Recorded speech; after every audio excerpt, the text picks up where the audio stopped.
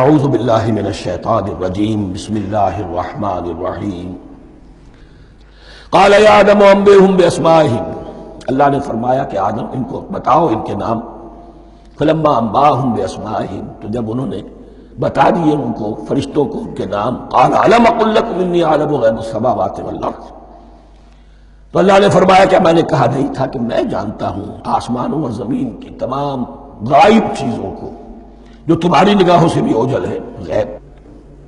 میں ہر شے کا جاننے والا ہوں. عالم ما تبدون وما کنتم تکتمون، اور میں جانتا ہوں جو کچھ تم ظاہر کر رہے تھے، جو کچھ تم چھپا رہے تھے. چھپانے میں محسوس ہوتا ہے کہ ان کی خواہش یہ تھی کہ خلافت ہمیں ملے. ہم خدام ادب ہیں، ہر وقت تسبیح و تحمید اور تقدیس میں مصروف ہیں، جو حکم ملتا ہے بجا لاتے ہیں. تو یہ خلافت کسی اور مخلوق کو کیوں ملے؟ یہاں صرف یہ اور بتا دوں کہ یہ چونکہ اب ایک تیسری مخلوق کا ذکر بھی بعد میں آئے گا. 3 صاحب تشخص مخلوقات ہیں اللہ کی، صاحب تشخص، صاحب شعور، جن میں کا شعور ہے. انا، میں. ایک ملائکہ ہیں، ان کی تخلیق نور سے ہوئی ہے. ایک انسان ہے جن کی تخلیق گارے سے ہوئی ہے.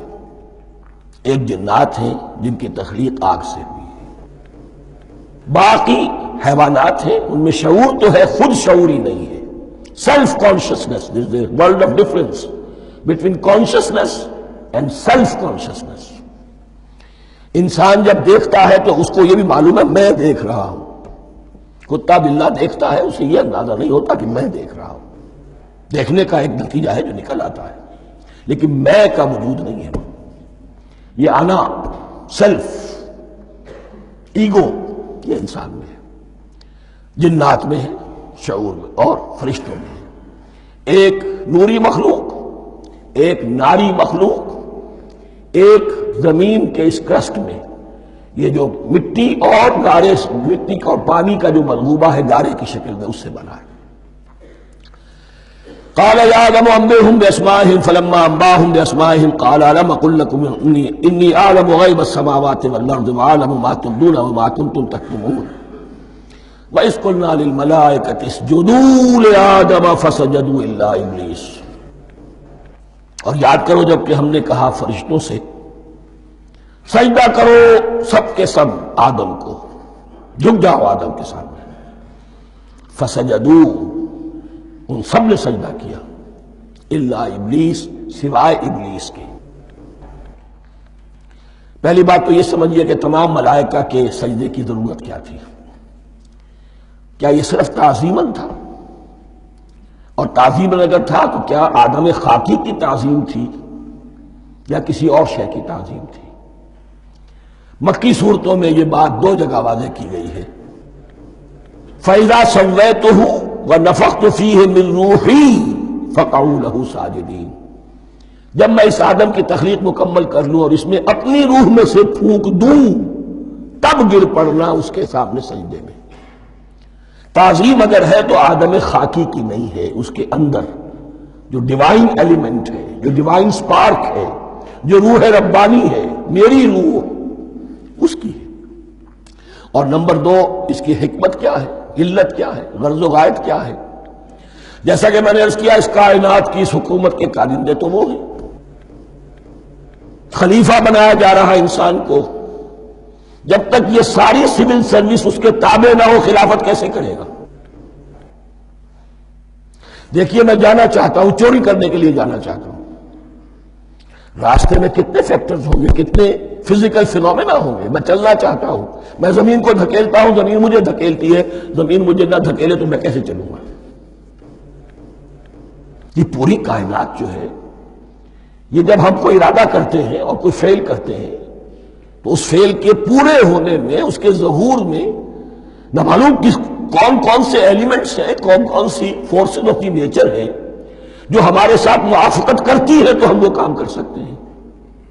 اور ان سب پر فرشتے مامور ہیں، ہر ایک کی اپنی ڈومین ہے. اگر وہ تابع نہ ہوں تو خلافت کی کوئی معنی نہیں.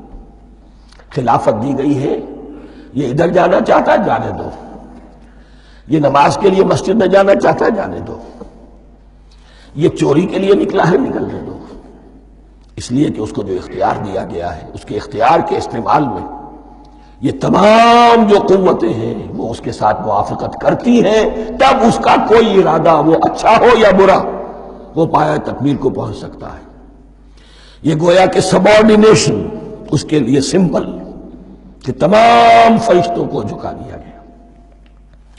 البتہ اس آیت میں ایک مغالطہ پیدا ہوتا ہے، الا ابلیس، سوائے ابلیس کے۔ مغالطہ یہ پیدا ہوتا ہے کہ شاید وہ بھی فرشتہ تھا، اس لیے کہ حکم تو فرشتوں کو دیا گیا تھا۔ پھر نوٹ کیجئے اس سے پہلے، بہت پہلے سورہ کہف نازل ہو چکی ہے، اور سورہ کہف میں فرما دیا گیا ہے کان من الجن ففسق عن امر ربی، وہ جن تھا پس اس نے سرکشی کی اپنے رب کے حکم سے۔ فرشتے کی شان یہ نہیں ہے، وہ اللہ کے کسی حکم کی سرتابی نہیں کرتا۔ لا یعصون اللہ ما امرہم ویفعلون ما یؤمرون، وہ اللہ کے کسی حکم کی نافرمانی نہیں کرتے اور جو حکم ملتا ہے بجا لاتے۔ یہ جنات کے اندر اختیار تھا، جیسے اختیار انسانوں کو دیا گیا ہے۔ جنات میں نیک بھی ہیں بد بھی ہیں، اعلیٰ بھی ہیں ادنا بھی ہیں جیسے انسانوں میں۔ لیکن یہ عزازیل جو جن تھا علم اور عبادت دونوں کے اعتبار سے بہت بلند ہو گیا تھا، اور یہ فرشتوں کا یوں سمجھیے کہ ہم نشین، فرشتوں کے ساتھ اس طور سے شامل، جیسے بہت سے انسان بھی اگر اپنی بندگی میں، زہد میں، عبادت میں، نیکی میں ترقی کرے تو ان کا ملائے اعلیٰ کے ساتھ، عالم ارواح کے ساتھ، عالم ملائکہ کے ساتھ ایک رابطہ قائم ہوتا ہے۔ اسی طریقے سے وہ جو عزازیل تھا جن ہونے کے باوجود اپنی نیکی، عبادت، پارسائی اور اپنے علم میں فرشتوں سے بہت آگے تھا، اس لیے معلم الملکوت کی شکل اختیار کر چکا تھا۔ اس کو اپنی زون تھا، یہ بات جیسا کہ میں نے عرض کیا 7 مرتبہ قرآن میں یہ بات آئی ہے، قصہ ابلیس و آدم، کہ فرشتوں کو حکم ہوا کہ سجدہ کرو، سب جھک گئے، ابلیس نے سجدے سے انکار کر دیا 7 مرتبہ۔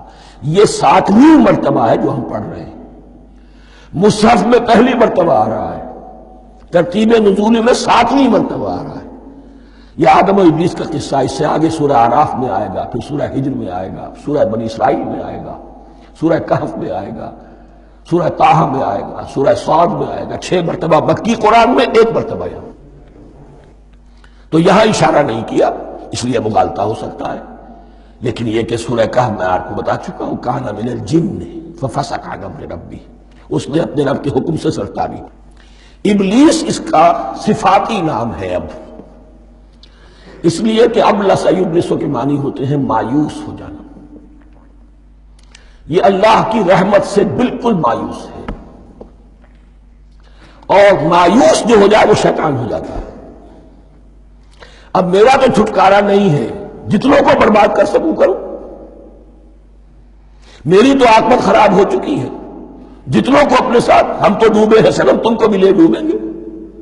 اب وہ شیطان اس معنی میں کہ انسان کی عداوت اس کی گھٹی میں پڑ گئی، اس نے اللہ سے پھر اجازت بھی لی کہ مجھے مہلت دے دے، یوم یبعثون، قیامت تک کے دن کے لیے، تو میں ثابت کر دوں گا کہ یہ آدم اس رتبے کا حقدار نہ تھا، مستحق نہ تھا جو اسے دیا گیا۔ انا خیر منہ، میں اس سے بہتر ہوں۔ خلقتنی من نار وخلقتہ من طین، تو نے مجھے آگ سے بنایا، اسے گارے سے بنایا۔ لیکن یہ تکبر ہے در حقیقت کہ جس نے اسے راندہ درگاہ حق کر دیا۔ وَإِذْ قُلْنَا لِلْمَلَائِكَةِ اسْجُدُوا لِآدَمَ فَسَجَدُوا إِلَّا إِبْلِيسَ أَبَىٰ وَاسْتَكْبَرَ، ابا اس نے انکار کیا، واستكبر اور تکبر کیا، استکبار کیا، وَكَانَ مِنَ الْكَافِرِينَ۔ کانا عربی زبان میں 2 طرح کا ہوتا ہے، تامہ، ناقصہ۔ ایک معنی یہ ہو سکتے ہیں کہ ہو گیا، اب اپنے اس استکبار اور انکار کی وجہ سے کان من الکافرین، وہ کافروں میں سے ہو گیا۔ ایک کانا تامہ ہوتا تھا ہی کافروں میں سے، یعنی اس کے اندر سرکشی چھپی